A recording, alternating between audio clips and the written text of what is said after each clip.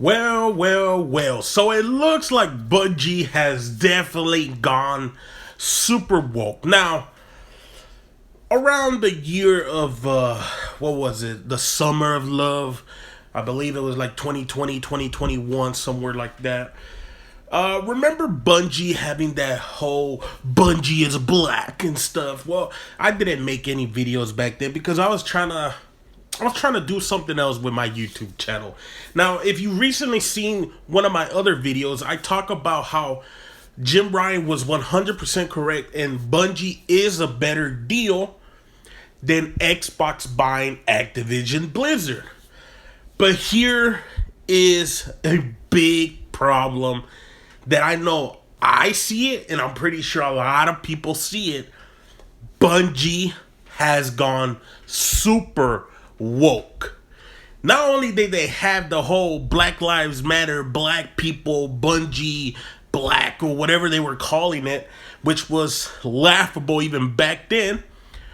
But remember, everybody was putting on their the black picture and stuff like that, and I even fell victim because I was naive back then. I remember people telling me, "Oh, you gotta put it." I was like, "Oh my god, I gotta put it.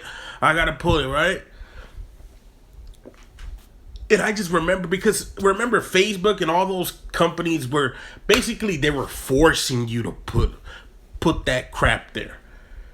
And even though I didn't believe any of that nonsense that they talked about, I felt I was like a goat. I fell through the cracks. I went and did it. But aside from that, ever since Bungie, I still sit here and say Bungie is the better deal.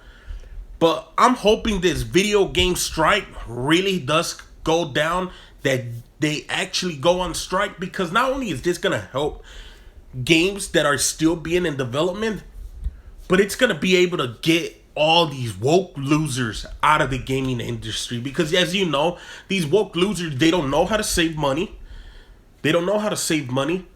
And they're broke. They're broke as fuck. Like, they go by paycheck so much that even in Hollywood, they can't even survive. And they get paid probably even more in Hollywood than they do in a video game industry.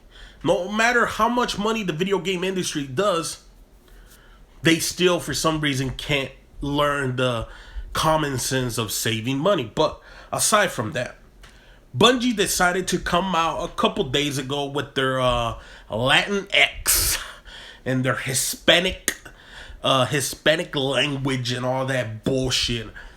And they got murdered on Twitter. Even the community notes hit them hard, and a lot of people were making fun of them. Even some of these YouTubers that were okay with pronouns, but they weren't okay with the Latin X, right? And as you know, they didn't make a video about it, but they're willing to talk about it on Twitter, right?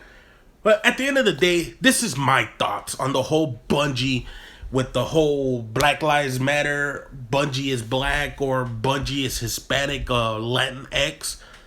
Bungie, you gotta fire that diversity and bullshit people you hire.